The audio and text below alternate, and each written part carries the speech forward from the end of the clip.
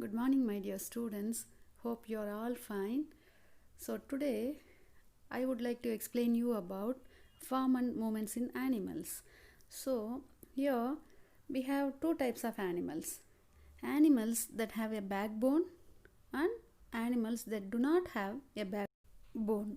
So animals that have a backbone are called vertebrates. For example, fish, frog, lizard, horse, and birds. Animals that do not have a backbone are called invertebrates. For example, earthworm, snail, cockroach, etc.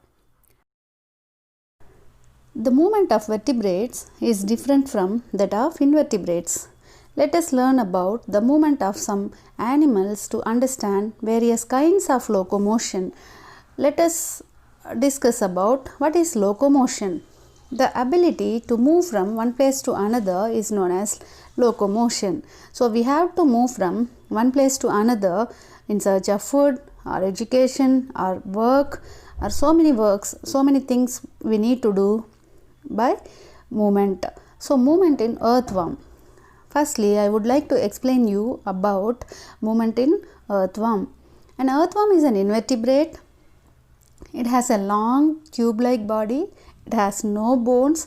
Its body shape is maintained by the fluid present inside its body. So that slimy substance help it to move from one place to another. So it has several segments and it moves by lengthening and shortening these segments. The earthworm extends the front part of the body, keeping the rear end fixed to the ground. Then it fixes from the part and pulls the rear end. Its movement can be compared with that of a spring. Its body secretes a slimy substance to help the movement. The segments able to move from one place to another. The segments also have tiny air-like structures. They are known as bristles that help the earthworm to grip the surface and pull its body forward. So this is about earthworm. So it has no backbone. It secretes a slimy substance which help to move from one place to another. Now coming to snail, movement in snail. It moves very slowly. It has a liquid skeleton and a shell help to protect from enemies and climatic changes. The shell is the outer covering. It is not made of bones. A pair of tentacles have eyes at the tips. They move by their foot, which is made up of muscle. Foot produces a slimy substance called mucus, which helps to reduce friction and move forward and produces wave-like movement. You can see wave-like movement in snail. So this is about snail. It moves very slowly, has a liquid skeleton. Shell helps to protect from enemies and climatic changes. Shell is the outer covering. It is not made of bones. A pair of tentacles have eyes at the tips. They move by their foot, which is made up of muscles. So foot produces a slimy substance called mucus, which helps to reduce friction and move forward, produces wave-like movement. This is about snail. Now coming to the insect, cockroach. Its body covered with a hard outer skeleton. So you can see its outer covering is made up of a hard outer skeleton. Have a pair of antennae, help them smell things. You can see antennae. So antennae helps to smell things. Have a pair of cerci, detect the slightest of movements and warn them of any changes from behind. So you can see antennae in the anterior part of the cockroach and cerci in the posterior part of a cockroach. So antennae help them smell things and cerci help them to detect slightest of movements and warn them of any changes from behind or any danger from behind. They can only fly short distances. They can run and climb very fast. They have 3 pairs of legs, moving 3 legs at a time. So this is about cockroach. Its body covered with a hard outer covering that is called skeleton, and have a pair of antennae help them smell things. Have a pair of cerci detect the slightest of movements and warn them of any danger from behind. They can only fly short distances. They can run or climb very fast. They have 3 pairs of legs, moving 3 legs at a time. So this is about cockroach. Now coming to the animal fish. Fish are vertebrates. All vertebrates have an internal skeleton made up of bones, a tough elastic substance called cartilage, or both. Most fish have a streamlined body. The head and the tail parts are narrow. The middle portion of the body is broader. This kind of shape offers least resistance to the flow of water and makes it easier for them to swim through water. Aeroplane, ship, and boat are also have streamlined shapes to reduce resistance to the flow of air and water. Fish have fins and a flexible backbone which help them to swim. Most fish have a special structure called swim bladder that can be filled with air or emptied to help them move up and down in water. So this is about fish. Once again, few important points which are related to fish I explain. Please remember these points. Vertebrates. Fish are vertebrates. Singular and plural form of fish is fish, not fishes. So fish are vertebrates, have a flexible backbone, have skeleton made up of bones, a tough elastic substance called cartilage, or both. Most of them have a streamlined body. Anterior and posterior parts are narrow and middle portion is broader, which help them to swim in water. So you can see aeroplane, ship and boat also have streamlined body to reduce resistance to the flow of air and water. Now we shall discuss about birds. Most birds are capable of flying. Birds can also walk, run or hop on the ground. Birds such as swan and duck can even swim in water. The following features help birds to fly. Birds have streamlined bodies that make it easier for them to move through air. Their bones are hollow that make them lightweight. They have wings that help them to fly. They have powerful chest muscles that help them flap their wings during flight. Once again I repeat, they have streamlined body, their bones are hollow in nature, they are lightweight, their wings help to fly, powerful chest muscles help them flap their wings while flying. So downstroke and upstroke movement they maintain to help them fly high. So that's all about birds, children. Now I'll explain you about snakes. Snakes have flexible backbones, no limbs. That means they do not have legs, arms or wings. They move by crawling on their bellies. They have scales, they help them to crawl.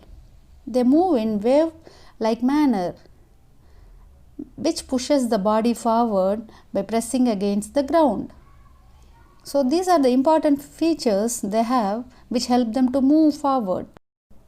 Now we shall discuss about movement in human beings.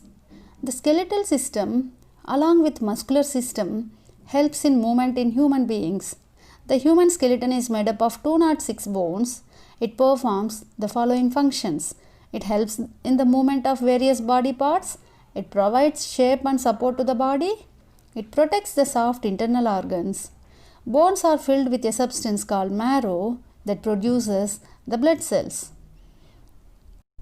Now you can see the front part of the human skeleton. And the human skeleton has different parts. They are skull, rib cage, backbone, limbs. These are the important skeletal parts which protect the internal soft parts of our body. So let us discuss very deeply about each part of the human skeleton. Now first coming to the part skull, the skull protects the brain from injury. All bones in the skull are fixed except the lower jaw. The lower jaw can move. Its movement allows us to talk and chew food. Now you can see a rib cage. The rib cage provides protection to the heart and lungs. Human beings have 12 pairs of ribs. You can feel your ribs by running your fingers across your chest. So backbone. The backbone is made up of 33 small bones called vertebrae. It surrounds and protects the spinal cord. We have 2 pairs of limbs. The hind limbs are known as legs, are used for walking. The forelimbs are arms, that means hands, allow us to do a variety of tasks such as lifting and using objects. Bones are rigid structures, that means they are very strong, that cannot bend. Then how are we able to bend elbows and knees? All our movements are brought about by joints and muscles. Joints are places where 2 or more bones meet. The bones are held together at the joints by the ligament. Fixed or immovable joints, like those of the skull, provide protection. Slightly movable joints provide support. Freely movable joints are the ones that allow us to perform a variety of movements. The 4 major movable joints in our body are ball and socket joint, pivot joint, hinge joint and gliding joint. Now you can see on the board ball and socket joint, pivot joint, hinge joint and gliding joint. In what way they are helpful for us? Let us discuss. In ball and socket joint, the ball-like surface, a ball and socket joint allows maximum movement in all directions. Examples: joints at the hip and the shoulder. Yes, now pivot joint. In this pivot joint, the rounded surface of one bone fits into a ring formed by the other, such that one bone is able to rotate over the other. Example: joint where the neck joins the head. This is about pivot joint. Now you can see about hinge joint. This kind of joint provides back and forth movement similar to the hinges of a door. Examples: joints at the knee and the elbow. So that they have arranged this hinge joint type of screws and nuts. They fix in the door so that it is easy to open and close the door. In the same way, your elbow and knee joints also, you can easily fold them and you can stretch them, so that they have arranged in this way to help them to move. Now I will explain you about gliding joint. This kind of joint allows bones to glide over each other, providing little movement in all directions. Examples: joints at the ankle and the wrist. So they move in such a way so that we can move easily our ankle and wrist parts. Muscles bring about movement by contracting, that means shortening, and relaxing, that means lengthening. So one end of a muscle is attached to a movable bone, whereas the other end is attached to a fixed bone. When the muscle contracts, it pulls the movable bone. Muscles work in pairs. Biceps and triceps helps you to move your arm. The muscles in your legs work in a similar manner. About cartilage, the ends of the bones are covered with a tough elastic tissue called cartilage.